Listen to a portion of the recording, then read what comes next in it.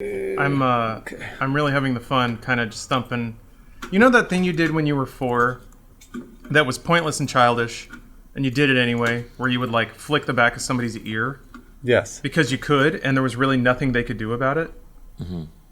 You know, I'm kind of doing that right now, but about the Zack Snyder cut to people on Twitter. Wait, hold on. I shouldn't enjoy it. This is so good. Sorry. We got it. All right, I'm going to go live. Oh, okay. Because this is great. This is exactly what I want to talk about. Okay. All right, going live. Bang. Hopefully this works. Let's see if Spectrum... I keep wanting to call them Time Warner. Wait, are they not part of? Well, they are. They changed the name to Spectrum to swerve the hate that to the parent company of Time Warner. Wow. Yeah, Bruce, when we were working at the Funhouse offices, like the branding on that office changed because there was like there's like a training facility next to our, you remember that? Yeah. Oh, what the fuck? Yeah, I remember the vans like getting new decals slapped on the side. Hold on. The restream key doesn't work? No. Though we're not even live. Hold on. God bless his successful Oh, rebrand. I know what it is. It's like Showbiz Pizza, or sorry, Chuck E. Cheese Pizza becoming, what was it? It's like Grimaldi's or something like that? They just, they've been trying to fool people into buying their pizza. Okay. It's weird because actually, I remember liking that pizza, but I was also All right. a child. Let's see if this goes live. Let's see if this actually works. When I was but a child, I enjoyed eating paper towel with cheese on it. I probably would still like that. I'm pretty sure we are live on the internet now. Wow. Unbelievable. How did that happen? Are we internet? It's one of those things that's like a miracle every time it happens for me now in the last week. So. Oh yeah, I saw you were streaming on your phone yesterday. How's that been? I used Google Fi's internet to stream for 4 hours at 5,000 megabits a second, and it worked pretty well. Wow. Honestly, like it worked really. Just other than some very, very slight drops, I was playing Subnautica and it worked like a charm. So it was great. That's pretty cool. It was. I'm going to say that it's not pretty cool, and the reason I'm going to say that is because it was a TV tray on top of a chair with a cooking sheet on top of that to make sure that my phone didn't get too hot, but also was near a window to get the best reception. And I wanted to put a bullet in my head because the internet that I'm paying so much money for a month wasn't working. So Yep. It was neat, but also I wanted to just murder myself. So yeah. Did you feel like a tech pirate? Like like you're broadcasting underground radio? Lawrence, for one brief second, I felt like a hacker, but then I realized I was paying for it. And then I was like, oh, I'm not a hacker at all. I'm just paying for it twice over. I'm just paying for it. Yeah. I was paying for an internet service that doesn't work and then paying for my phone. So but right, paying twice for something. What is is it just a phone tethering thing, or do you have to pay an extra usage? No, Google Fi is you don't have to pay extra usage for a hotspot. So that's pretty great. Yeah, no, honestly, it is pretty great, and I was super impressed with how well it worked. So, in the case that you ever want to do that, use Google Fi. I might have to. Good to know. Yeah. Stream tips from Bruce Green. Hey, that's a new. I'll do a new segment. I'll do an intro. We got one. Welcome to Talk to the Internet. That's what it. That's what all. Yeah, that was it. Wow. Smooth. Number 29. You didn't even stutter, Bruce. That was smooth. How to get through that? How to get all that out? It's so quick. It is 29. Yeah. Is it 29? Okay. It is. Yeah. Great. Wow.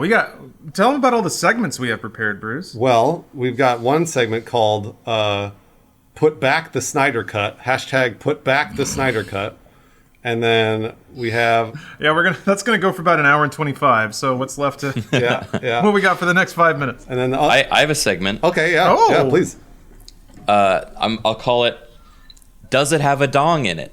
And it's a segment of a brief retrospective of my experience modding Oblivion and the constant fear of if there's a hidden dong in this mod that I'm downloading. So wait, you just download mods on stream live? You don't check them beforehand? No. I spend hours off stream compiling a list and troubleshooting. Sure. But even then, some of these mods manage to slip in dongs without my knowledge, and then it comes out on stream, and we almost had a slip on stream last night. So I have a story about that. Ooh, a tip slip? You got to be careful. Yeah, it was almost a tip slip. It was a cheek slip. We saw some that's no big deal. Strong ass cheek. Man, I mean, you're behind. allowed peen on Twitch, yeah? You just can't fixate on the peen. Right. It can't. You're allowed peen if it's a natural part of the game. If you're modding it into the game, though, that I think is where it. Well, but I think I'd be okay because I earnestly did not know it was there. Yeah. And I have good excuse, but still, I don't want to run that risk of slipping peen to all the viewers without a proper warning. So I think people know. I saw a big old penis in GTA. What? Really? Well, it wasn't big. Yeah, GTA 5, if the altruist cult up in the mountains. Oh, yeah. If you bring enough drifters to them, then there's a mission to, like, basically, kill them all. And some of them just aren't wearing pants. So, there's that. I think people, because, like, Witcher has sex in it and topless chicks and all that, but it's like 80s tasteful sex. It's all like silhouetted, You don't and, like panning shots of caressing. like if Criken was like streaming a penis and was like, "Whoa, bros," and like, "Put your penis emotes up," and then everybody's like penis emoting and stuff, like that would be you'd probably get banned. Put your penis up. But I mean, like, Where my dongers at? but since Criken is obviously trying to make sure that it doesn't happen, then he won't get banned or anything. So okay, radical idea. I like to think we've rebranded this podcast just now. I didn't warn you guys, but sorry. Great. This is now a think tank and incubator for radically progressive Twitch streaming ideas. And here's mine for today. Let's put it up on the whiteboard, just a spitball, just to start. 24-hour meat spin stream. Okay. Oh, God. The COS, but Where I yeah, just- but what? Well, I mean, but I didn't mod it. That's just what meat spin is. So if I just stare directly at meat spin for 24 hours, and then people have to give me money for that. What do you guys think? Well, okay, I actually have discussed this concept, not particularly that concept, but an offshoot of it before, where if you set up a webcam and the entire stream is just your webcam of you watching it, but there's no actual meat spin on your screen, that is acceptable. That's fine. To my understanding. Yeah, that's totally fine. Although I think the song is copyright, so that would then be an issue. But I think you could get away with doing a 24-hour stream of just you watching meat spin and then talking through your experience or your thoughts or how you're feeling emotionally at the time. I think you could do that as long as you don't say what the URL is and put a link in or anything, because you also can't push to the website. Yeah, you can't push to it. Yeah. So, but you can watch a man push into it. Well done, Bruce. We finally. It was right there, and he didn't hesitate. I mean, I gotta go for it. Yeah. Just like that man did to the other man on Meatspin. By the way, I'm not going to tell you what the URL is. I'm not going to tell you what it is. You know, Bruce, it wasn't until you mentioned that I even thought about the penetrative aspects of meat spin. Yeah, I was always distracted by that part. Yeah, there's the forward-facing motion is always the thing that captivated my attention. So The windmill, if you will. The helicopter. yes, the propeller. Yeah, the helicopter. Yeah. I mean, it's much like how you don't think about the inner workings of a windmill. You only think about the outer spinning. Like all the magic's going on behind the scenes. It's all the, it's where the grinding is, and producing of the grain. Oof. But really, all anyone thinks about is just the spinning wind. The talent, What? as it were. Yeah. Yeah. I just realized that normally this video on YouTube makes about $75 in ads, but this one's not going to make any money because it's demonetized. How do they know? They're gonna There's know. no way that YouTube has Yeah. Content ID waveform analysis to hear somebody talk about meat spin. That's actually not Yeah. that's actually not true, and I can tell you how I know. yeah, you're probably right. Well, they do, and they do it for things like 9/11 and for like Let's just get them all out there now. no, I mean In for a penny, in for a pound. I'll bleep them out in the end. I don't know that we should do that. I'm gonna be honest with you. I don't think we should do that. But if you make jokes like that, they actually do know, and they will demonetize the video. They will. And they also flag you for Then they flag you. potentially, That's correct. Content that is not suitable for advertising. That- And then you make a third of what you were making a year ago. Not that I'm speaking from experience or anything. Criken is correct. Let's just say YouTube is a trash fire. And Yeah. boy, am I glad I'm on Twitch. Yes. That's what I say. Big same. I have a question for you guys. I recently read an article from someone who was an intern at Google. It was like their third internship, and they were basically writing about the experience and the tech bubble in San Francisco and all that. And I realized when the author was describing the work accoutrements at Google, like the branded buses, the meals catered for, like dudes who will like play, or they'll like try to eat at every cafe on campus in a given day. Like that's their work day, as they just take it super easy. They work for 2 hours and then play video games. Like apparently this stuff is all true. I don't know how severe it is, but I did find myself being incredibly resentful that that YouTube or Google, in fact, was operating that way when I'm putting content on YouTube and the ad revenue is just dying. So I feel like it made me feel like revenue that could have been going to me or to other creators was being used to subsidize a ridiculous kind of utopian fantasy of a workplace that the author argued was really just the reinterpretation of like the perfect 12-year-old boy's bedroom. I don't know. How do you guys feel about that? How like bless you. How Google or other tech companies may treat their workers when I guess Amazon's been under the fire for this lately. But specifically for YouTube, and given how much of a trash fire YouTube is right now, do you resent the company at all for having like lavish working conditions and high salaries? Criken, why don't you go ahead?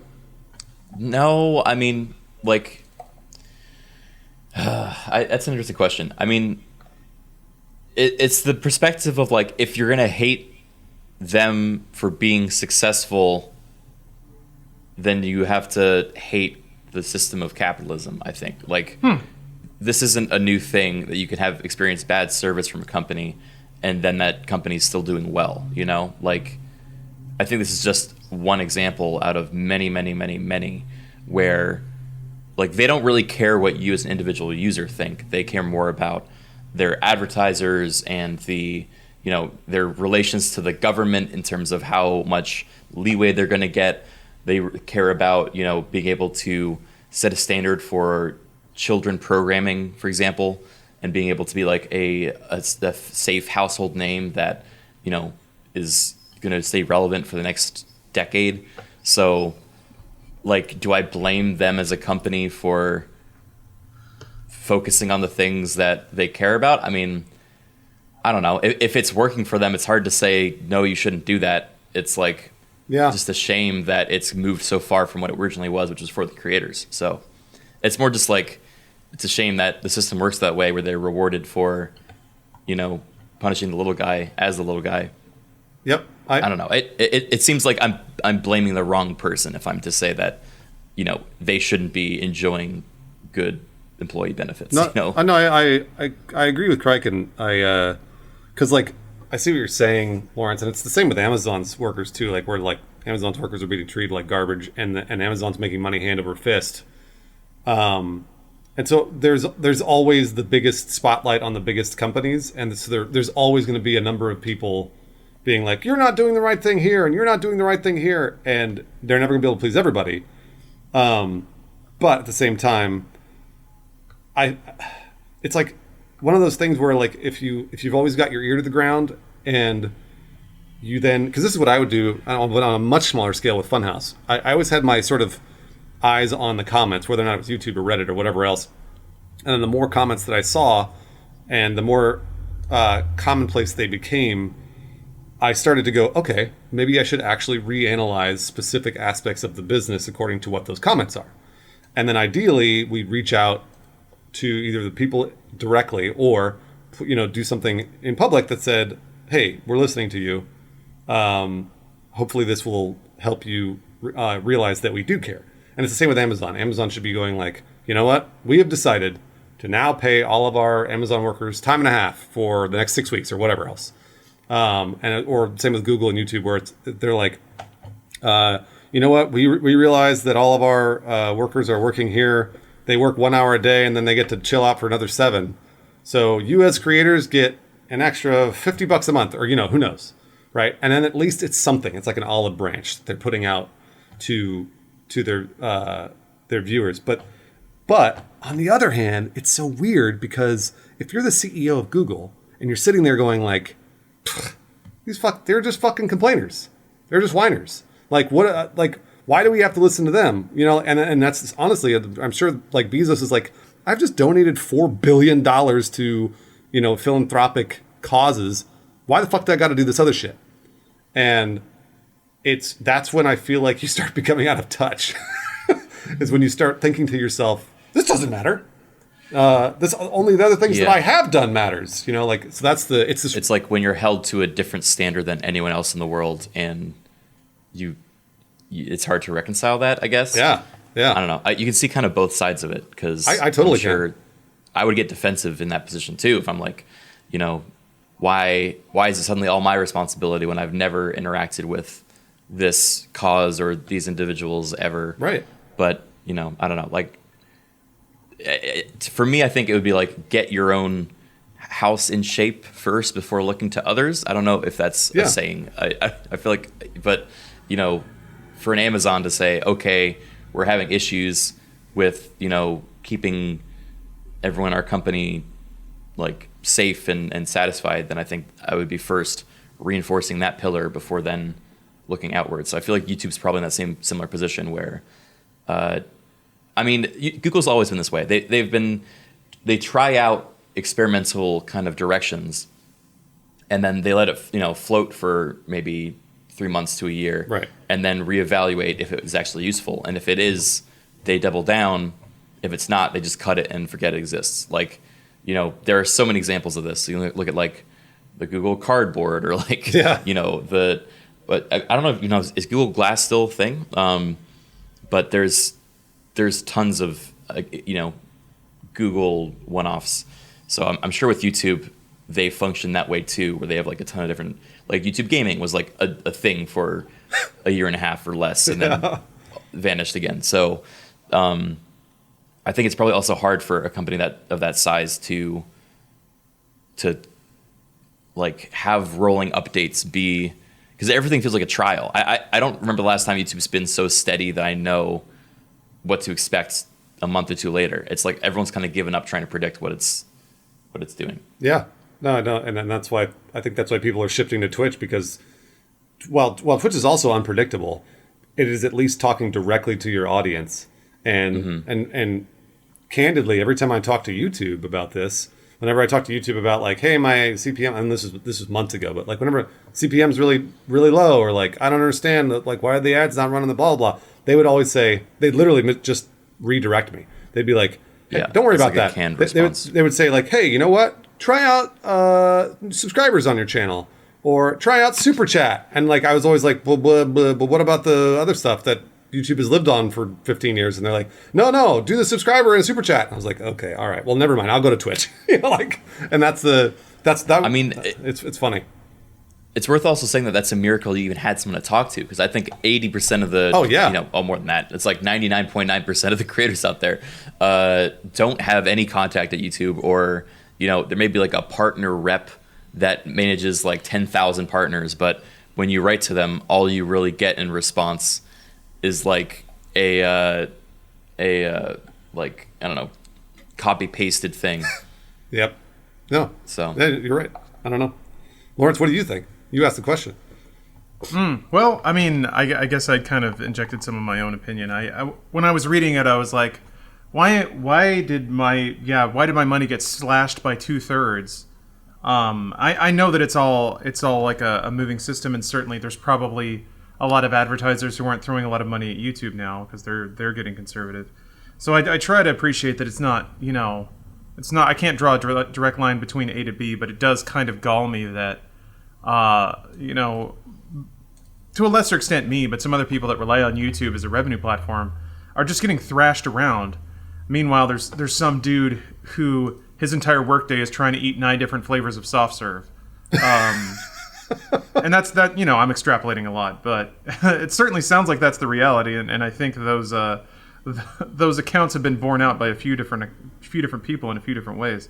So it's a little frustrating. Also, I think yesterday YouTube just kind of announced their new YouTube Select ad pool, which is like kind of their version of YouTube Preferred, another another like group of very brand safe channels that they're going to use to try to target big dollar advertisers. Oh, I didn't know that. So, yeah, it was a pretty small headline, but it's there. They announced it ahead of the upfronts, so I guess they want to make sure that the information's out there. Okay. Yeah.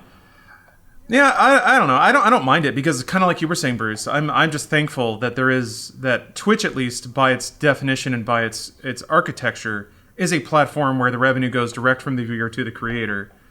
Which it's weird. I guess YouTube just didn't start that way. They wanted to get in the ad game, and it seems like Twitch is trying to, which kind of scares me. To some degree, I can't fault Twitch for trying to open up other revenue streams, especially when I'm sure they get a whiff of like how much those big ad deals are worth.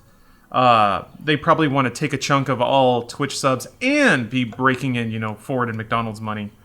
So I can't fault them for trying to grow the business, but it does sort of scare me a little bit. To some degree, though, I appreciate what Twitch did because Criken, I think you'd mentioned it earlier. They ran these like bonus windows where they were actually incentivizing creators and streamers to run more ads to try to get their ad volume up so they could sell more ads. The way I see that happen on YouTube is if I upload a video and have it algorithmically place ad breaks, it puts one every 2.5 minutes. Yeah. Which is inhuman. It's ridiculous. So my thing now is I'll go through YouTube and just delete out like 80% of the ad breaks it automatically adds in just to make it like a fun viewing experience. Yeah. So yeah.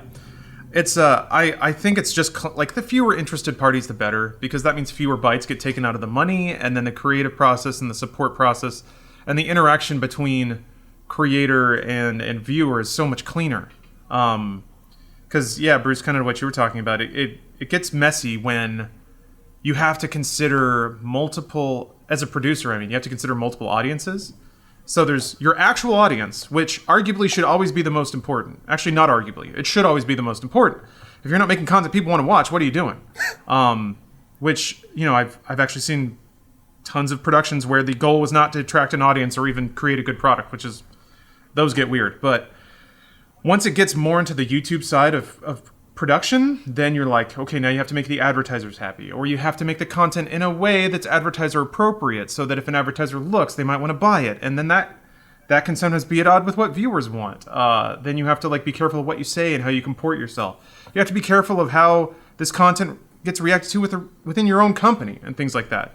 And it just gets messy. It's nowhere near as clean as I think people like to think it is, which is, let's just turn on the cameras, make fart noises for an hour and a half, and go on with our day. Yeah. Although that'd be cool. That's what I was gonna say. That's what Logan Paul go to the suicide forest, and it's like that blew his business up even further than it already was. So it's like, it's such a weird. That's another thing too with Twitch and YouTube. Their scale is so big that you can have so many different creators on so many different sides. You can have Ryan's toy review and then also Logan Paul. And both of them are blowing up. And it's like, I don't know whose responsibility it is at YouTube to go to Logan Paul and be like, what the fuck are you doing? And then punish him and punish his ads. But then also they've got Ryan's toy review, who's this 8-year-old kid who's blowing up, and it's just doing toy reviews, and it's totally it's weird that there's not accountability across the board. There's only accountability at specific times and for specific people. Yeah. It's the same with Twitch. It's the in terms of banning people and suspending and stuff like that. That's what I've seen as well. So, what are you going to say? Yeah, what are you going to say, Criken? I'm trying to formulate my thoughts because I think to some degree there's kind of two different things at play. One is you can have global rules on your site, but then it's hard to enforce those all across the board because there's always kind of exceptions. Those exceptions usually result in a couple of your top performers that are get some more leeway than an average Joe would, so to say. Yeah. And so then you need a team that is intimately aware of every going on for anyone that is in that role of your exceptions, so that you can catch a mistake they might make before they make it, or if they do make it, then respond to it quickly and efficiently. Yep. And also have open communication with them so that there is some sorry, Reddit's always distracting me when I'm trying to talk. But yeah, I don't know. It's interesting to me because I think Twitch is the same way. It's like, you've got like the top 1.1% of streamers that have like a direct line with Twitch, and so when they step out of line, there's kind of a PR huddle on like how do we deal with this, as opposed to like just the rules of Twitch or the rules of YouTube applying across the board, and that's just the reality of any entertainment industry. Yeah. It's like the people that garner the biggest audience that supports both the platform and their individuals will play by different rules than everyone else. That's right. Lawrence and I were just having that conversation right before the podcast, before you hopped on the call, Craig, and we were just talking about like, because I was like, man, because I've been doing this for a while in terms of like in television and stuff like that, and I was like, it's just so weird to me because people that are seen as bigger or seen as a sometimes they're the talent that's supposedly supporting the show, like Charlie Sheen with the 2.5 Men. They are treated completely and they could do whatever the fuck they want because they are looked at as the breadwinner for the entire production. And it puts people in this really, really scary position of power where, like if this person isn't completely and totally mentally there and mentally sound and like actually cares about other people and like wants to help, then they can fuck everybody's day and fuck everybody's week and year. And I mean, like, and we're talking hundreds of people in that production that and eventually they replaced him. They had to, because he was becoming too much of a liability.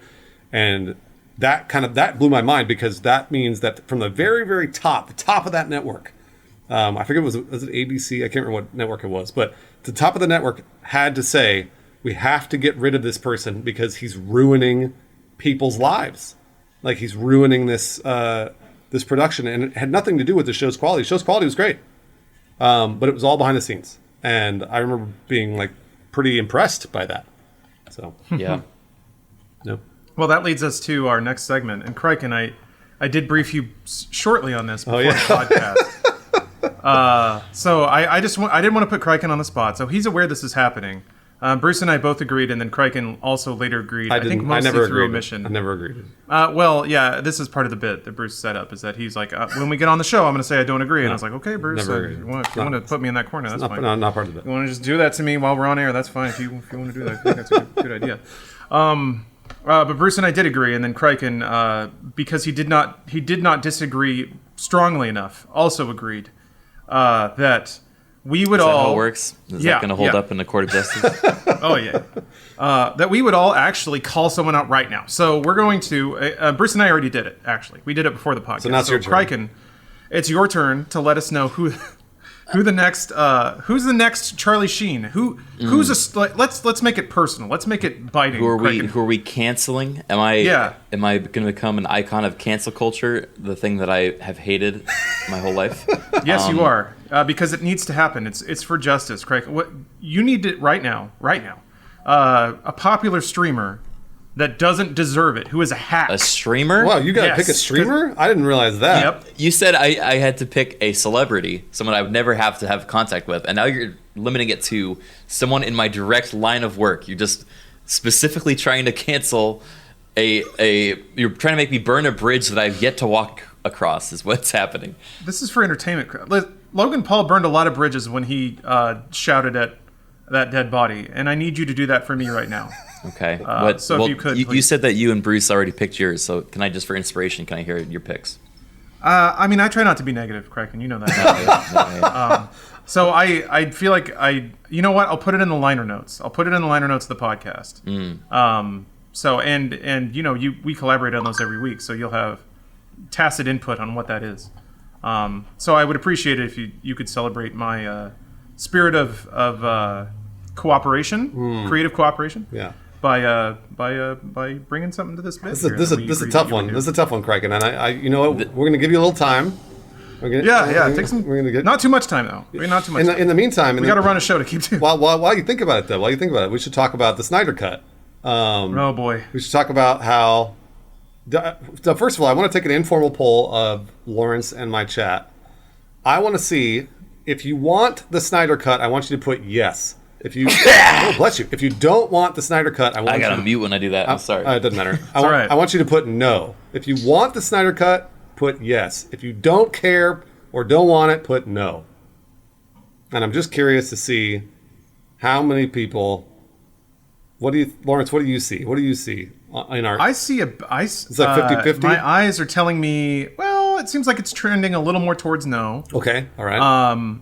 I would say maybe 60-40 no. 60-40 no. 60-40. But it's pretty close. I'd say it's pretty close. I'm very surprised that I see more yeses than I do see nos. The stakes are, by the way, that you have to sign up for another streaming service. Remember That's that. right, HBO Max. Yeah, And it's a year away. Maybe even more than that. Maybe we could do a little bit of context because I know nothing of what you're talking about. Oh. Well then. Okay. Well, Criken, I had the pleasure, nay, the privilege of seeing the movie Justice League in theaters. Did you ever see the movie Justice League in theaters when it came out?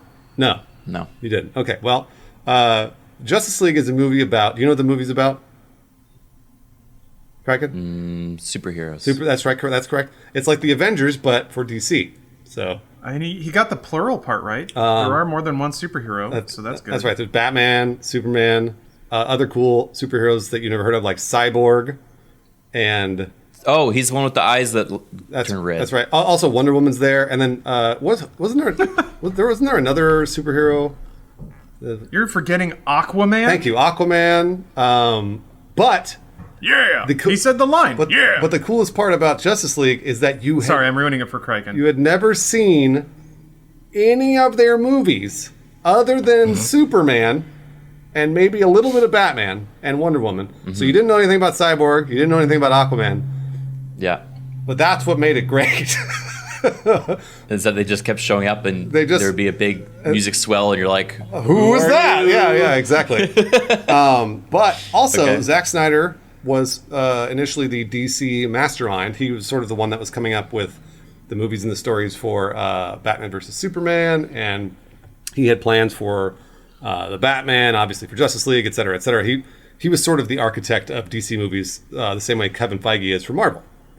However, Zack Snyder, I believe it was a major family emergency that caused him to pull away from Justice League.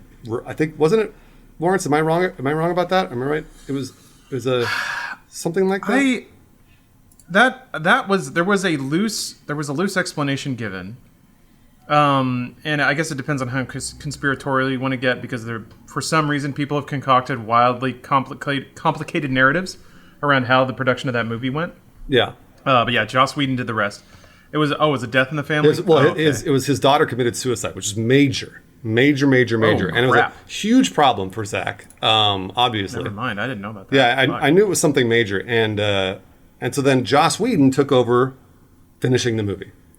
Well, the movie came out, it was trash, and ever since then, Zack Snyder has himself been feeding into the hype machine of there is a Snyder cut of Justice League that exists that is better and cooler and the greatest superhero movie of all time ever that Zack Snyder edited. And he has basically gone on record in like social media, etc., talked about how he wanted to do this and he wanted to do that and he wanted to do this for all these superheroes, but didn't happen because the studio wouldn't let him, and Joss Whedon, blah, blah, blah, etc., etc., etc. So now, people have been begging. I think that would burn a lot of bridges for him. He didn't do it in a mean way, but it was like one of those underhanded, like, I was going to do blank. And everyone's like, oh, it's going to be it would have been so much better. Anyways, so the internet's been going crazy about the fact that the Snyder Cut is going to be much, much better than the movie that we saw in theaters. People have been begging DC and Warner Brothers and Zack Snyder to release the Snyder Cut, and they've finally done it. They have said there will be a Snyder Cut, and it will be coming out on HBO Max next year, but you got to sign up for HBO Max. So. And watch Justice League again. Yeah. but more of it. So I was just curious to see if anybody really was excited about this and would care about it. Sounds like Criken knows nothing about it. Yeah, I'm one of the no's. So, but Lawrence, I don't know. What do you think of it? I'm just astounded that, like, how can anyone still think that there was a good movie there, or that there will be a good movie there? I mean, hope springs eternal, and God bless. And if people are excited about it, then that's a good thing. And I wouldn't try to talk somebody out of enjoying something that they want to enjoy. I mean, at what point is it just wild delusion? Not that I care. That's what comic books are for. They're for delusion. But I mean, Zack Snyder's never made a great film. 300 was cool, or rather, it had 15 minutes of cool stuff in it. But why do suddenly people think that he's going to be the one to fix it when he's never fixed anything before? I like Zack Snyder movies, but I also know they're not good. And I don't think the relentless dedication and the hope behind all of it is the most confusing thing to me. And I cannot wrap my brain around it. And I don't know how or why people are so attached to DC films when they have largely been very bad, or maybe that's strong, but certainly not good. Yeah. I mean, like, people will point at 300 and Watchmen. Yeah, Watchmen had some pretty good parts in it, and I would agree. 300 and Watchmen are good. Sucker Punch isn't. Superman, or I'm sorry, Man of Steel is mediocre. I thought Man of Steel was okay. Yeah, it's okay. It's okay. Question about what is HBO Max? I realized I didn't. Oh yeah, you don't know so what HBO Max I know what is. HBO Go is, but HBO Max is a different thing. Is it more money? What is the? It is more money. Shit? It's more money. So HBO Max is a new streaming service where they have combined everything from Warner Brothers, and basically all of, like, so you know how Warner Brothers bought Rooster Teeth and it bought Machinima and it bought blah blah blah blah. It's putting all of those together into one streaming service, but calling it HBO Max because it sounds great, because HBO has the best. HBO to the max. Right. HBO has the best brand recognition, and people think, oh, HBO equals quality. Well, they're putting everything into HBO Max. They're calling it HBO Max, but it's a bunch of Warner Brothers trash. And basically everything AT&T owns as well. So that's what it is. It's a new streaming service. Huh. Yeah, it's like the new umbrella service, because, I mean, correct me if I'm wrong, Bruce, but like Verve had kind of bundled a lot of stuff. Yeah. And HBO Max is going to be another umbrella thing that goes over that, and then it has like Yes. it's going to have Muppets and some other like I like Muppets. some big name stuff. Yeah, who doesn't? What's weird to me is, I mean, it's an interesting. How much extra do I headline. got to pay to watch Muppets? I don't know. Have they announced pricing structure yet? I don't know. For HBO Max, I'm actually not sure offhand. I can I'll do a little. Actually, I don't know. I'm not going to Google here, but I'll Google somewhere else. I don't know. I'm not sure. I'll look right now. Muppets are Disney. Anyway, no, Disney's different. No, people are saying Muppets are Disney Plus. Pretty sure HBO Max announced a new Muppets show. Are Or they is it Sesame are they Street? pulling the proverbial Kermit in half between HBO Max and Disney? HBO Max is going to be apparently $15 a month at launch, but a pre-order discount offers a $12 monthly rate for the first year if you sign up before May 27th. There you go. $12 a month.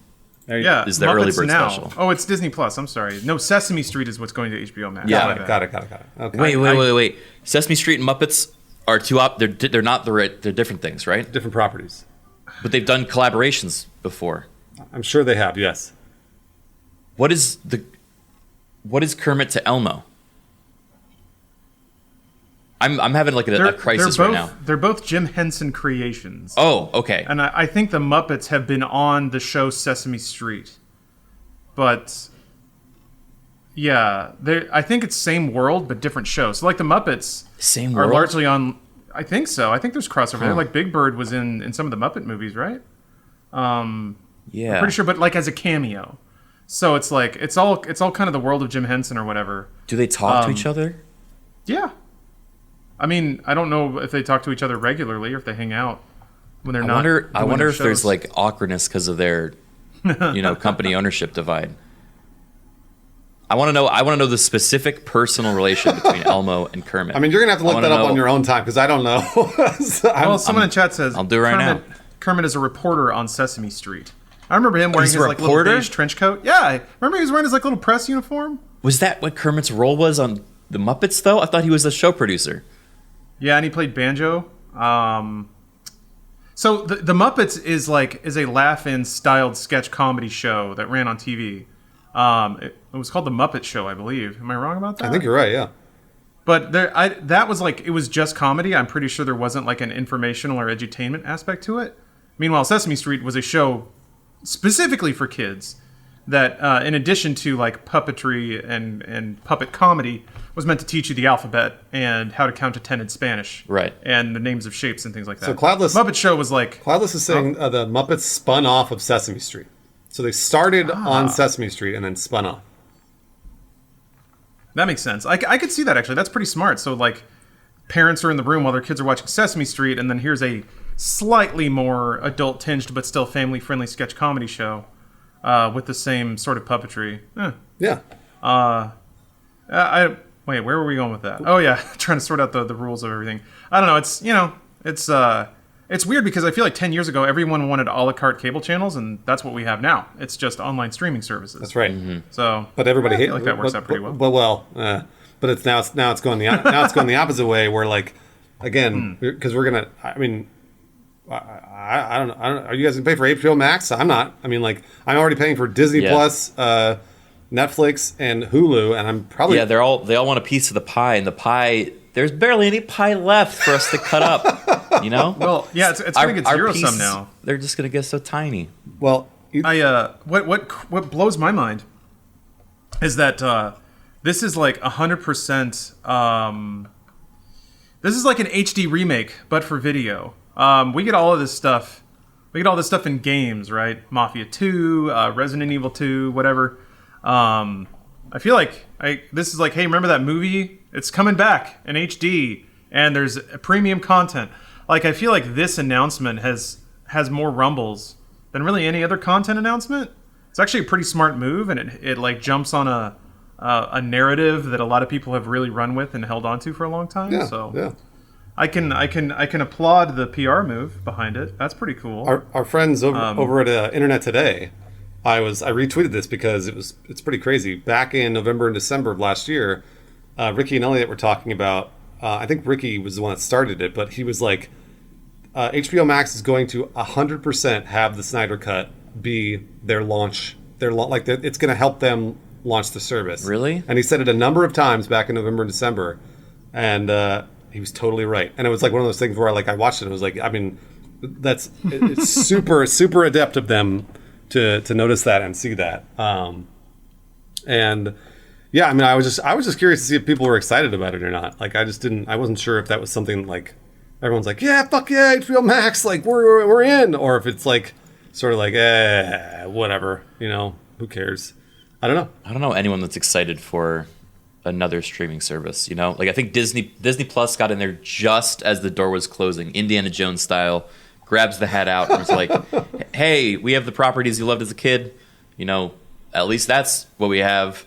And everyone's like, all right, we'll give it to you. And then like after that, I don't think there's been any excitement for a new streaming service, Yeah. Well, it's because there's no value proposition left. Yeah. No, it's true. Yeah, exactly. We're all ever since Netflix, really, fundamentally, ever since the first Netflix subscription, we've all had more media than we have time to watch. So then it's about trying to find these like prestige announcements that supersede the backlog of stuff that you already have in the back of your mind whenever you sit down to eat dinner or whatever. Zack Snyder Cut could be one of them. If for some reason you still think that movie's going to be good or interesting, or you just really, really, really want to see Superman on screen that badly. Or Muppets. Oh, no, Muppets we decided was Disney, wasn't it? No, that's Sesame Street. Fuck. Sesame Street is HBO Max. Muppets is Disney Plus. No. You said it was the opposite. Did I? Then Yes. I was opposite wrong before. No, it's You're opposite wrong? Sesame Street is HBO Max. Muppets is Disney Plus. Weird. Okay. All Sorry. right, I'm good then. As long as Yeah, Muppets. because Well, it was also a bit of a concern that parents were like, wait, like this used to be a public broadcast show. That, Yeah. Like it was nice to believe that there was free content out there that was good, that was super constructive and instrumental in like Remember that kids' self-esteem. free- And, yeah. And now parents have to pay for a streaming subscription so their kids can watch Sesame Street. I guess sign of the times, whatever. America rules. But yeah, I feel like now it's a fight for headlines and a fight to get people to. Yep. Now it's Yeah. just got to get them in and make them forget that they signed up. I remember I canceled my Netflix subscription, my streaming subscription, when I like scrolled through and just within like 2 minutes couldn't find a movie I wanted to watch because they just stopped signing licensing deals. Netflix has been trying to migrate over to. I feel like they've TV. been. Yeah. They've been producing their own movies and TV, and that's pretty smart, really. But Netflix isn't really making anything that I care about. I also don't pay attention that much. So yeah, I guess it is really now just like who can find the announcement that's going to scream out over everything. And just like everything else, it's going to be remakes and re-releases and brands we already know and returning faces and like Star Trek Picard, like stuff like that. It's like, hey, remember that old thing? It's back. Give us money, please. I love the idea of like relaunching a franchise and just like picking the name of the person that people liked from the original to just remind them, hey, he's gonna be in this too. Like it's, oh man, it's like if they're gonna do like The Simpsons 2 Homer. It's one of those things, though. I mean, like, because it's funny because everybody I know, every single person I know in this business and my friends, and we all laugh at this. We all laugh at, oh, that's so funny. They're just always making remakes and always making sequels, blah, blah, blah. And then everybody goes and sees them and pays for them. So, yeah, no fucking wonder they're making that shit. It's just like, it's so funny because, like, I'll hear people bitch about Disney. They're like, oh, Disney. I'm tired of Star Wars, I'm tired of Marvel, blah, blah, blah. And then they go and see the movies. And I'm like, what the fuck are you doing? Don't go see the movies. Like, if you watch that Wrinkle in Time, baby. If you hate it, if you're tired of it, you gotta stop going because otherwise they're gonna keep making it. And that's like I always point to Christopher Nolan because Christopher Nolan, after Batman, has only made original properties. And to me, that's really cool. That's a really cool thing that he's done. He's turned them into huge blockbusters for the studio, which is not at all common for most movies that we see nowadays. True. So. Yeah, and he's been able to market them as a Christopher Nolan film. Yeah. And, people go and watch it because they're just a fan of his style. He's a fan of the creator, Yeah. So. Someone in chat brought up a good point. I think it already scrolled past, unfortunately. I would like to credit it. Where'd it go? Anyway. There it is. Diamond Gay, or Diamond Gay, excuse me. Both still great names. Said, like, basically after Endgame, don't really care anymore. Or I was done with it. Probably just referring to Disney and Marvel, but I'm curious to what degree that extends to the general population, because I have a theory. The run of Marvel movies we got was essentially, not that I'm a comic historian or anything, but it really did feel like the greatest hits of like every individual property crammed into movies. Yeah. And all concluding with this wonderful storyline that was probably the most attention-grabbing thing that Marvel has ever done in Infinity War. And they even got Civil War in there as like a sub-note. Weird stuff. But now that they kind of hit it all, I feel like people have experienced the one turn, the build-up, the huge payoff, the satisfying conclusion. Now Marvel's going to try to do it again, and I feel like people are going to get into what I experienced the first time I started reading comics, which is like, this is so awesome, oh my god, amazing, this is the most amazing thing. And then get into the second arc, I'm like, oh, they're doing it again. And then doing it again. And then they'll just keep like swapping out some names, but it's largely the same stories endlessly retold. That's what myth is. I'm not like, I don't think that I'm being particularly intelligent by pointing that out. But I do think the general movie-going audience that got so swept up and enamored with the Marvel wave. And I think Star Wars kind of hit the same thing, where it's like, you have to be new but the same. I wonder if maybe the check got cashed and Zack Snyder cut and all that. Maybe it is being like, hey, we get a do-over on DC. Now we can go back and do the Infinity War thing we should have done. But maybe people already got what they needed out of Endgame. I always felt like the Justice League was playing like way, like just 2 years behind Marvel. Yes. And there has never been room for them. Like they were always just at disadvantage because, they're just doing it less smart than Marvel was. Yep. So you're exactly right. I don't know if that's like particularly a new situation they find themselves in. I think they've always been at a disadvantage. I don't know. I'm not as like clued into the Marvel universe, I think, as you two are. So could you walk me through kind of where we are in the timeline of like, Marvel, like the Marvel mega plan, like I know there was the Infinity War like arc, and then now there's this new thing. I had assumed that this new thing was just going to be like one-off, wrap up. No. I didn't know they're going through the whole thing again. They're going through an entire another phase, they call it. And basically what they're doing is they're wiping the slate clean of the superheroes, So like the Captain Americas and the Thors and I'm sure they will appear in movies, but they're not. The movies aren't based on them. They're pushing forward with new or recently introduced superheroes like Captain Marvel, and obviously Spider-Man's not new, but they're doing it. Spider-Man, and they have like the Eternals, and they have Shang-Chi, and like stuff like that. So it's a whole new phase, and Lawrence is probably right. It's probably going to turn into another time travel, galactic, crisis, et cetera, and it honestly just hinges on whether or not the movies are good. That's all. It's really all it hinges on. I'm here for it if the movies are good, and if they're so they're wiping all the like current Avenger characters. People are saying that Thor is still going to be in it. Okay, but so everyone besides him, are they just going to like reintroduce a new cast? I feel like they've already played their ace cards. Like who is left in the Marvel universe besides like the big heroes that we all. Well, so this know. is. I mean, I'm not a huge comic guy. No, so it's a great question, and you're right. Like I'm going to go back to pointing at Iron Man, where nobody knew who the fuck Iron Man was, and then they made the movie and went, well, that was a good movie, and then they made other movies and they're like, those weren't bad. So that's what they have to do with us again. I think like Lawrence was just saying, I think it's going to be really hard. I think it's going to be way harder than it was when they released Iron Man. But they have to do it again. They got to make us care about characters that I don't know who Shang-Chi is. Like, I'm excited to see the movie, but I don't know what that is. I don't know what he does or who he is, but I'm excited to see that Marvel movie because I know Marvel generally makes pretty good movies. So we'll see.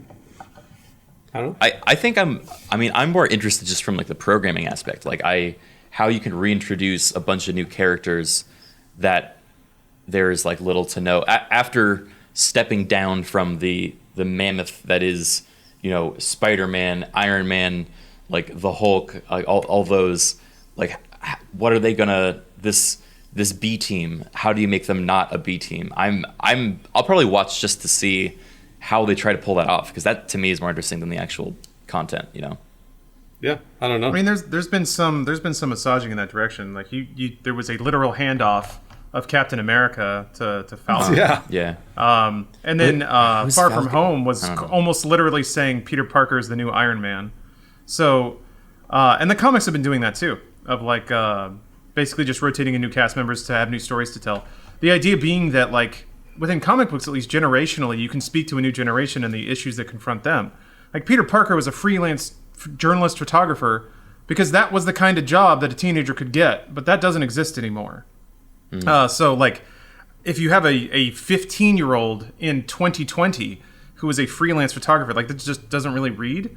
So what Marvel comic books are doing, and unfortunately I can't speak to DC because I just, in case it's a mystery, I just kind of don't care for DC by and large, and I have my reasons there, but whatever. They will like cycle out their lead heroes with new characters, so like Ironheart instead of Iron Man, things like that, to try to make them more appealing to new generations and also tell stories that are more applicable to new generations. So Marvel could certainly do that. I mean, Iron Man's cinematic arc was kind of him confronting his own self-destructive lifestyle and his absentee father, sort of, with middling success across the 3 Iron Man movies. Those are maybe themes that don't resonate with the youths of today. So they can have a new Iron Man, Peter Parker, step in and deal with millennial problems like old dads that don't want you to date their hot daughters and things like that. So I think that's where the magic comes from, is retelling the same story under new themes and a new framework that make them resonate with a new audience. Theoretically, that's what the next wave of Marvel movies could do. it's amusing to think about the Zack Snyder cut in that in that context, because how possibly could they reframe that garbage pile of a movie to be something interesting? But it'll be fun to watch them try.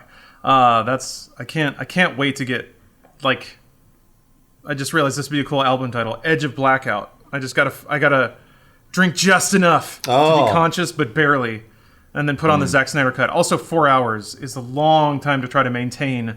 It's 4 hour long. I mean, I think that's. Did anyone officially say that? I'm not sure. So by the Zack Snyder cut, this means we're not cutting anything for it. No, they're adding. We're just putting all of the footage in the editing bay, and then just letting it play, and you'll hear them say, "Cut! All right, I'll do it one more time," and then just cuts to the next scene. I don't know. Well, the announcement was it was all post. It was all post. Like, they're going to go in with editors and post effects teams to rework the movie. Do people not remember that Batman vs Superman was a movie Zack Snyder made and was 2 hours and 45 minutes long, and it's painfully boring? It is like pain, and also critically panned, audience panned. Everybody hates it except for Greg Miller. Yeah. And it's just like it's like one of those things where, like, how do they? I don't know. To me, it just seems like there's 100,000 people out there that are like, yeah, and then that's not a lot of people. 100,000 people is not a lot. Yeah, and then everybody else is like, in the scheme of things. Everybody else is like, okay, whatever. Yeah, sure, go ahead, put the movie out. I don't care. Batman v Superman does have a director's cut. Oh, sick! Oh my gosh! No. Oh. All right. Is this longer? I guess Yeah, that's what how director's long cuts is are. the director's cut? Yeah. I can't wait for it. I can't wait for it to be at. I would and this is not for the sake of debate or for the sake of argument. I would really like to hear from somebody who acknowledges Batman v Superman wasn't great. Matter of opinion, whatever. I'm not going to tell someone they're dead wrong. Although, maybe deserve some reevaluation. If they like Batman v Superman, but I want to find the person who's like, Batman v Superman was trash, Justice League was trash, but Zack Snyder could have fixed it. Like, I wonder how somebody can reconcile those two ideas about knowing that Zack Snyder made Batman v Superman and it was very bad, and then Justice League, for some reason, the omission of Zack Snyder made everything worse. But the studio was holding him. Lawrence, the studio was holding him down. The studio was holding him back. And Batman v Superman, and Zack Snyder finally gets to do what he does best, which is make 4 hours long movies. Well, okay, this may be a sensitive topic to one of us on this podcast, but Game of Thrones. I think there's a no. Oh no! Actually, I wasn't going to go there, but similar. He's going to call somebody out. It's time. Cancel culture. Cancel him, Criken. Drop the hammer. If I was going to cancel someone, it'd be you, Lawrence, for making me pick someone to cancel. Oh, that's a 180. Okay, I'm calling you out. I didn't ask for this bit. You forced it on me, and then you backed up. You said I would cancel someone, that everyone else would jump on it. So go ahead, jump on it. Jump on your own sword. I can't believe I'm finally getting canceled. I can't believe it. I knew Congratulations. I knew it. For years I said, everyone's working against me. And no one believed me. It's because my thoughts are too independent for you, Criken. That's why you got to come at me like this? My problem is I'm too independent of a thinker. Wow. You're too individual. Yeah. People attack the insurgent. You're the white blood cell, and I'm the... No, wait. Yeah, wait. Is this a good analogy to make right now? Whatever, I'm already canceled. You're COVID. Yeah, I'm the virus. Yeah, I was gonna say, Lawrence. Surprise, everyone! Lawrence is COVID. You've been watching. Lawrence is COVID. Oh man, dear. What if? Yeah, I guess you are COVID in human form. That's probably the worst thing I could say to anyone. But there you have it. I mean, it's true though. When I show up, social gatherings just destruct immediately. Yeah, everyone socially distances themselves from you already. It's just kind of a matter of making them more aware of it. That wasn't what I was going to say. You asked me to say that. What were you going to say? I was going back to the topic of directors and studios and giving creative leeway versus not. Oh yeah. Because I was going to say a good example of this, I think, is the prequels of Star Wars with George Lucas. Oh yeah. Because the original Star Wars, George Lucas did not have his way. That's correct. In every way he wanted. Yeah. He had the world, and then the studio kind of tempered it to make the original 3 movies that everyone loves and feels like are a perfect story. And then in the prequels, he's like, all right, but I get to do it my way. And then suddenly it's like... trash. Yeah, it's just like midichlorians, and it's like global politics, trade federation, tariffs, and like a bunch of stuff that, could be done cool, but was a little too, I think, heavy-handed and also trying to be a kid's movie. So I think the same thing could be said for this whole Snyder situation. It's like there's a devout set of followers that really like Snyder's creative vision. And then people are just assuming that anything bad is coming from the studio, when I think there's often actually good, studio input that, if you look at the original Star Wars, is kind of how that happened. Or maybe it was other creatives on the team. I don't know if the studio had much of a role in it, obviously, but I don't know, just my thoughts. Anyways. Well, Criken, you bring up a very interesting point, because it's like the right creative team has to make something good. Because basically, you're right. Now that you say it that way, it's a very safe take. No, it's not about your take. It's more about the fact that, like, in some cases the studio helps. In other cases, the studio actually really does hurt. Like, it really does. Like, sometimes they'll water it down too much, and it becomes like, they're selling it to all audiences, so they're making it for nobody. And it just turns out that you just need the right people making the right content. And this is something that I've noticed. I can only boil it down to individual creators in my brain. So, like, generally, people always talk about Christopher Nolan as, oh yeah, he's a singular creator, he's a writer, director, et cetera, et cetera. It's not true. He's surrounded by 100 other people that are always with him for every movie. For a long time, it was Deakins was his cinematographer, and his wife is always an executive producer or producer on his movies. So he's surrounded by the same people, and his brother generally helps him write films. Yeah. So it's kind of like, but we only see it as, it's a Chris Nolan vehicle. And I think the best example of creativity by collaboration is Marvel. Because Kevin Feige was sort of the brains behind the whole thing, but he didn't direct any of the movies. And each one of those movies is pretty good, but also they vary, right? Thor Ragnarok's fantastic, and Captain America, the first Avengers, kind of like, it's fine. And in my opinion, that's like, those are huge wins coming from our place of work, because we know how hard it is to make something large and creative and collaborate with other people. Man, is that hard. Gosh, that's so fucking hard. So, and to make it good, to make it so that a lot of people like it. So like, I think Zack Snyder, in my opinion, benefits from having studios temper his work. Right. I think George Lucas benefits from having a studio temper his work, or having other creators sort of come in, and like Irvin Kershner or Lawrence Kasdan, or people that collaborated with him on Empire and Jedi. I think he benefits from that. But there are other creators, maybe not as much. Maybe they don't require as much oversight because they already have a really good creative team around them. So it's really tough. I think usually the studio usually adapts to that. They see that, the Nolans have put out so many successful films, and they're like, all right, we're just going to give you a budget, give us updates on how it's going, and otherwise, like, that's your guys' thing. Compared to, if they give too much, on like a leash, too much. Like they give them too much leeway. They give them too much. Yeah, and then and they see they're starting to stray. That's when they actually have to start pulling them back. So yeah, it's I slack. That's the word. Slack. Okay, yeah. So I mean, like we all come from these spaces, and we've all had to make something with a bunch of other people, and we all know how, like, if you have a creative vision, it might get diluted, or it might become something that you weren't necessarily thinking it would be, and that's just what happens when you bring other people into a project, and you just got to make sure that you are cool with the people that you're bringing in, and also that they are thinking along the lines that you're thinking, because maybe they're not. And that's why when I point at movies like Sucker Punch or BVS, those are movies that, for all intents and purposes, from what I can see, Zack Snyder had complete oversight on everything he was doing. And it is not very good. So to me, I'm like, I don't really want to see that again. Like, I don't want to see what he could do. I would like to see the same producing team that he had for 300, or the same producing team that he had for Watchmen, collaborate with him on these movies, rather than him being like, it's 4 hours and it's whatever I want. I was like, oof, I don't know. I'm not sure. But if that's what the audience wants, Bruce, good point. Isn't the audience right? Because the audience demanded that Sonic the Hedgehog change, and it did, and it was good. So if the audience is smashing their phones, tweeting that they need the Snyder Cut and they want the Snyder Cut and they know that Snyder's going to do this, who are we to say that they're wrong when all the evidence says that the crowd is always right?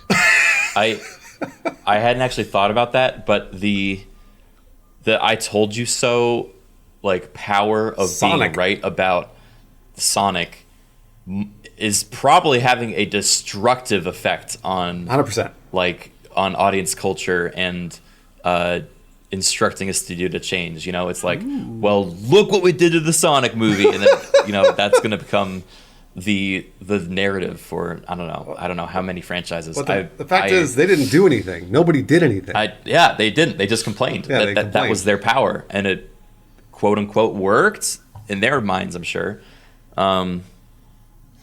Oh, that's interesting. I got to think about that. Lawrence, you bring up a fantastic point about Sonic because I didn't mean to. Whoops. no, it's a really good point. I mean, because like Sonic the movie, in my opinion, I don't know that the movie is any better or worse because his look has changed. It definitely. I think it's better. It's better. No, I'm not. What I just said. You mean like the movie, yeah. like the story or the writing or the Oh. it doesn't affect that shit, obviously. But yes, he definitely looks better, 100%. I think it helps the movie if he looks better. But I don't know that it was like, oh yeah, well now the story's better because he's got bigger eyes. Like, I don't know. I'm not sure that I feel that's. like Story's better. You can buy into the character more, maybe. Yeah. Yes. Yeah, totally. Dude, brilliant idea. We launch our own streaming platform, but we have the original Sonic the Hedgehog cut. That's a great idea. Also, it's only that movie and this one podcast. Does that exist? How are we gonna get our hands on this? Yeah, we gotta find it. Are we gonna break into Sony and? Yeah, I'll get my turtleneck sweater. I'll get my beanie. We'll figure it out. All we need is a square rug and a ladder, and we can get it in anywhere we want. I would love to see the original Sonic cut with whatever his Sonic is, his real life teeth and little eyes, Yeah, the and real Sonic that we deserve. and then see if that, like, we should have a blind watch test because I've never seen Sonic yet. I haven't seen Sonic, so I haven't either. What? So what I want to do is, Lawrence, if you can find the original Sonic cut, I'll watch them Okay. back to back and then tell you which one was better. All right, fair. Yeah. Yep, we'll do that. We'll absolutely do that. Give me a week or two. I might have to go to the second page of Google search results, but I'm sure I can figure it out. I don't know. When the whole Sonic thing went down, there were a lot of think pieces kind of implying that if we give too much control to the masses, then like that'll be the death of creativity and stuff like that. And also on some level, it was It was another shadow battle in the fight between like I don't know. There's people that invest pretty heavily into this weird shadow culture war between I guess progressive content. I don't know. It got mixed up in this whole like Wait, Sonic did? yeah. It's not explicitly connected. It's more like people should not brigade to have changes made in that way, and to do so felt like it was empowering the audience. If they just vent negativity, then they get their own way. This has been an issue in like to make it on a micro scale. Been an issue in like game community circles where like game creators will change a game or make certain design decisions, and then people will get really mad. Like if to be specific about it, there are a lot of instances where like if a game gets released in the West, an anime girl will be wearing slightly more pants than she was in Japan, and people get very, very upset about this. Call it censorship and all that. Right.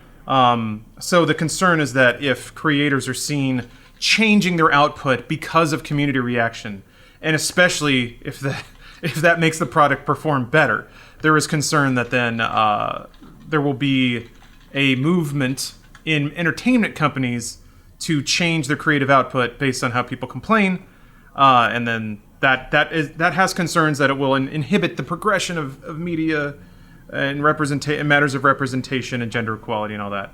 There was concern about that. So like that's something I don't know where I'm going with that. Aside from there is that concern out there. Well, Lawrence, allow me to blow your mind, and maybe Please do. maybe this has already happened in an industry and a venue that we consume every single day, known as pop music. We may be already years and years and years ahead into that with pop music because it's like a lot of people complain about how it's being made for the masses, and it's like it all sounds the same. It's all the same chord progressions. It's all the same artists and songwriters and producers, et cetera, et cetera. Well, it may already be happening, and are you okay with it, or are you like, fuck pop music? I don't want to listen to anything by Justin Bieber ever. It's all trash. I will only listen to Neutral Milk Hotel, and and then from there, like, are you the one that's leading a revolution, or are you just sort of like shouting into the abyss? I don't know. I'm not sure.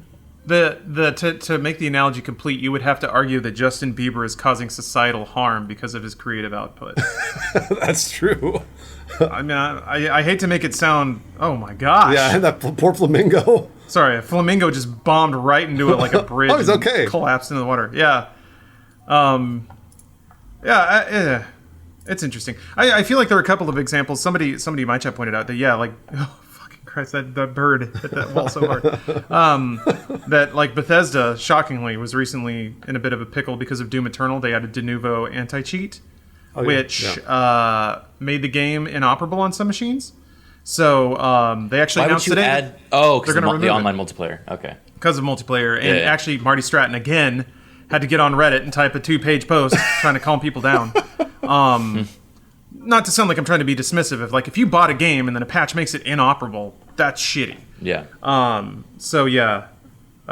Wait, I don't know if they removed it today. They announced their next update will remove it. So that's another instance of the internet being angry and then a company pretty much quickly moving to adjust. So I don't know that's necessarily a bad thing. Yeah. People are getting drunk on power now. All right, hey viewers, look, we're with you guys, all right? No need to make any angry comments, okay? We're here to work with you. We want to help, bring you entertainment. Just please don't tell us you don't like what we're doing, because then we're gonna have to change it. Criken's about to get canceled right now. I could smell it. I could smell it in the water. And I'm trying to get out ahead of it. Getting out ahead of it. I'm already apologizing before I do anything wrong. So they're in our chat. I can see them getting ready to type "cancel Criken." They're already typing. They've been typing it the entire time. Oh yeah, and also id Software admitted it was entirely their decision and Bethesda had nothing to do with it. So it got mixed up with a lot of people who were mad at Bethesda and just wanted a reason to yell at them. Yeah. So it gets complicated as it turns out. Bruce, I really like the point you made, though, that creators often voluntarily change and alter their product to make it perform better. All the time. Yeah. So that's something that I feel like gets lost in some of those discussions of, like, sure, the Sonic the Hedgehog creators had their vision of Sonic, but once they got the backlash, they probably looked at it and were like, okay, this movie needs to make money. I mean, I think the animation studio went out of business before it even came out. So, oh jeez, I don't know that there was a lot of face saved there. But when it comes to, like, altering output, often that's voluntary. I mean, even the id Software thing. Everyone likes to imagine this narrative where a big oppressive corporation or a big oppressive viewership, some kind of oppressor, forces somebody to change their creative output against their will. Where I feel like more often than not, sometimes those changes are made because they're balanced in the wake of everything, and the creator agrees and goes along with the change because they know it'll make the product better in the end, or perform better in the end. Whether or not that's better to your individual tastes is kind of separate. So that's something to think about, something to acknowledge, I think. I mean, I'm sure, Criken, how many times have you been making a project, like a larger creative project, and somebody's come in and been like, hey, we got to change this one thing. Is that okay with you? How many times have you said, and obviously you don't need to quantify, but it's like, have you said, hey, that's okay, you know what, let's just go with that? Or you were like, no, I'm holding the line here, we will not change it. How many times has that happened to you? Now that I think about it, I think I usually get a lot of creative leeway. It's really rare that I've had that piece of comment. That's great. There has been a couple times, probably during like a sponsorship video, and I don't think there's ever been a time that I've been like, no, there's probably been at least one. There's definitely been at least one time where I've been like, that's too heinous of a request, and I will not be doing that. Here's a half, like I'll do a halfway make good, a compromise, and then if they have an issue with that, then we'll take it from there. But usually, as long as you made an effort in the direction that they had said something, then it would assuage the complaint. But yeah, I've been lucky in that I haven't really had to compromise that much. Or if I do, then it's like a minor thing. It's just, I mean, Well, we have a question from chat here. Oh yeah. How do you feel about the pushback on the cum ship and Sev Tech? I don't know what any of that means, but Cum ship and Sev. Oh, you were talking about Minecraft. Yes, that is a question for me. yes, it I'll is field that specifically one. for Criken. My brain had to like sort through a couple files to figure out why that registered. I was like, why do I know what that is? And then it hit me. Yeah, so in SevTech, we're playing a Minecraft mod on stream that lets us age, like Civilization style, age up by learning things in Minecraft. And so I had built, with my buddy Shane, a ship, and underneath that ship, we have been worshipping old gods and using a blood altar. Which has been like, it's like a hidden, grotto thing. But in doing so, it has caused demons to be summoned to the ship, which is then burned down the ship. So it's now a shipwreck, which was the point all along, is we have like a shipwreck. And then recently, another person on the server, Gmart, had aged up to get to the industrial kind of revolution. And in doing so, invented Steam.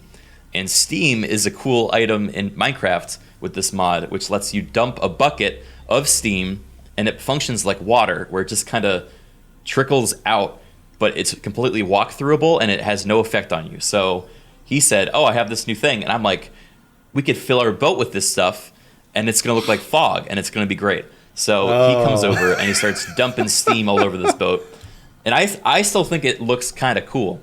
But chat is convinced that now it's a cum ship. All right. Because it's just this, like, milky, viscous liquid that's leaking out of all the holes in my ship, and like it's just pouring out of every orifice, and it's just permanently there. So I don't know why this was brought up on the podcast, but here it is. That's my cum ship story. Well, no, it's what they're saying is, so now the chat is. Did you get pushback on a sponsor or something because of that? No. Oh no, it's just a thing. Chat. No, laughed at. this. I was going to say. Okay, I thought it was topical for some reason. It is topical. It's just a comment on Twitch. I'm going to attempt. All right. I'm going to attempt to make it topical. Okay. All right. Chat is saying they are part of the creative process when you're streaming, and that it's called the cum ship, but Criken doesn't want to. So what does Criken do? Does he compromise with the chat and call it the ejaculate ship? Or does he hold the line and say, no, it's just really cool fall?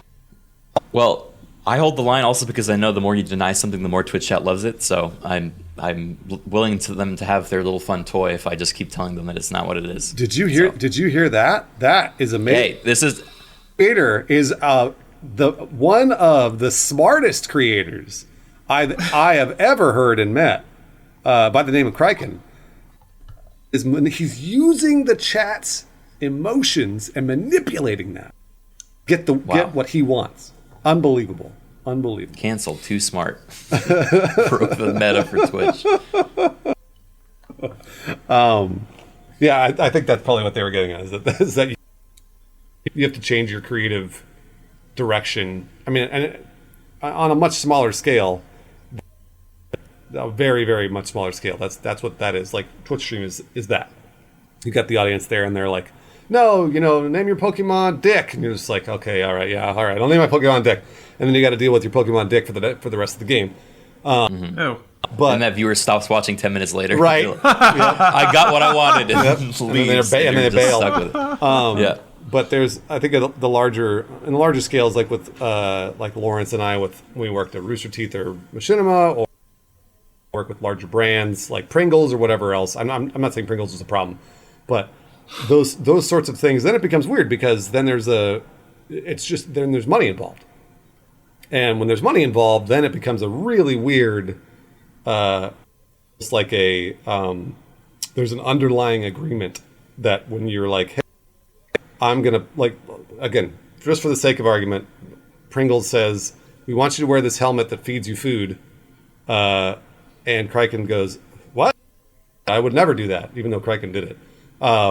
This is, and I would totally do that too, by the way. But imagine that, like, you were like, well, that's not at all on brand for me, and they $10,000, and you go, all right, I'm willing to compromise my brand just that much to get me to continue making my own brand outside of Pringles. And that's what movies are. That's what television is. I could guarantee you that there are thousands of emails about every single movie you know and love, where the studio is sending an email to the producer or the director that's like, you can't make the Bran the fucking king. And they're like, we're going to make Bran the king at the end because that's what fucking Martin told me to do, and that makes sense, and it's a good little subversion, etc. Like, you're going to be bad. I promise you there are those emails that exist for every single thing that you've seen or love or whatever else.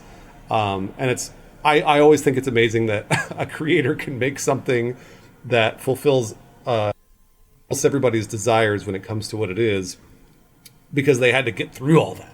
And holy shit, is it hard. It is so hard. Man. I agree. Yeah. Speaking of compromised visions, I can't remember. Stop me if I talked about this before, but Batman Forever. All right. Oh yeah. So, recently read the novel, and then compared it with the film. I'm gonna reach my conclusion early and then back it up. We need a Joel Schumacher cut of Batman Forever, and I'll tell you why. If you recall Batman Forever, we've all seen it a lot. There's a lot of imagery of like an open diary in the movie, and never knew why, because it's not really justified at all in the film. It is a film. I'm going to use that word.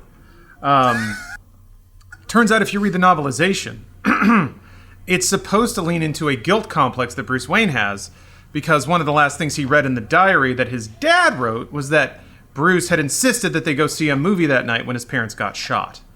So when young Bruce read that after his dad was dead, he blamed himself.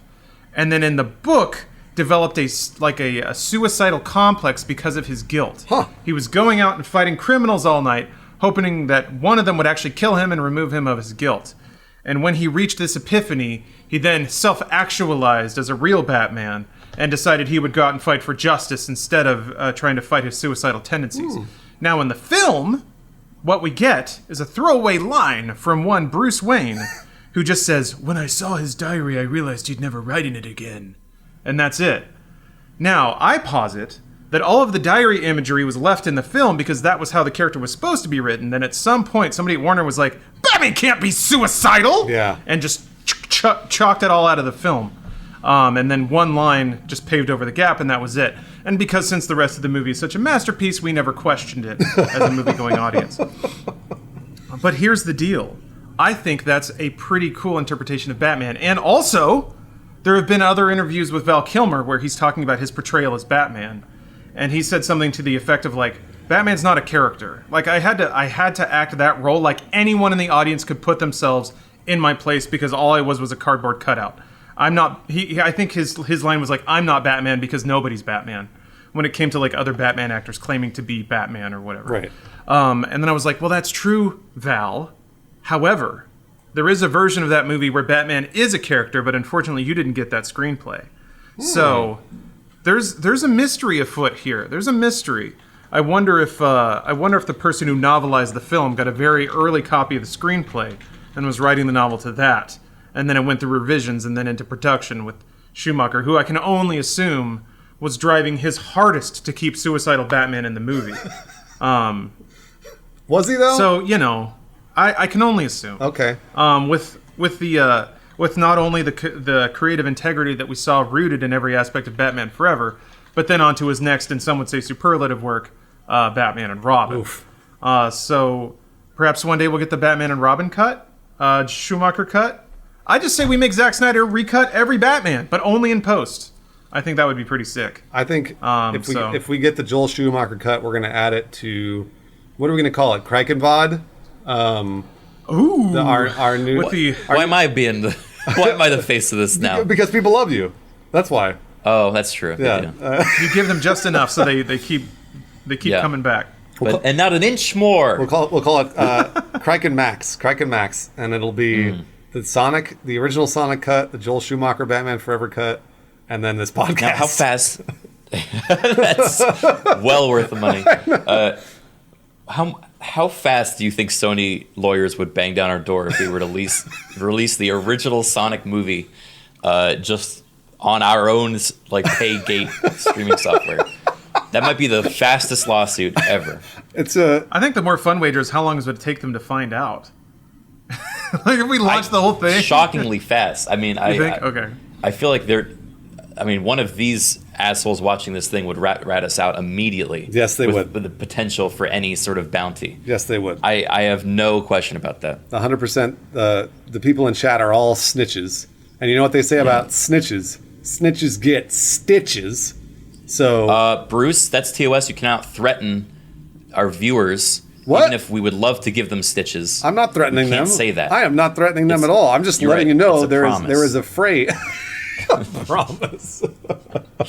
Well, so Criken Max comes out in July for we got a let's say $30 a month. 30. We're gonna tease it at Criken. We're gonna Yeah. show you a little sneak peek. Oh, So make sure to come to Criken. I know everyone's canceled their conventions because of the epidemic. I'm happy to say Criken is not canceled. Oh wow, Yeah, Yeah. no, we're just gonna do it anyway. that's bold.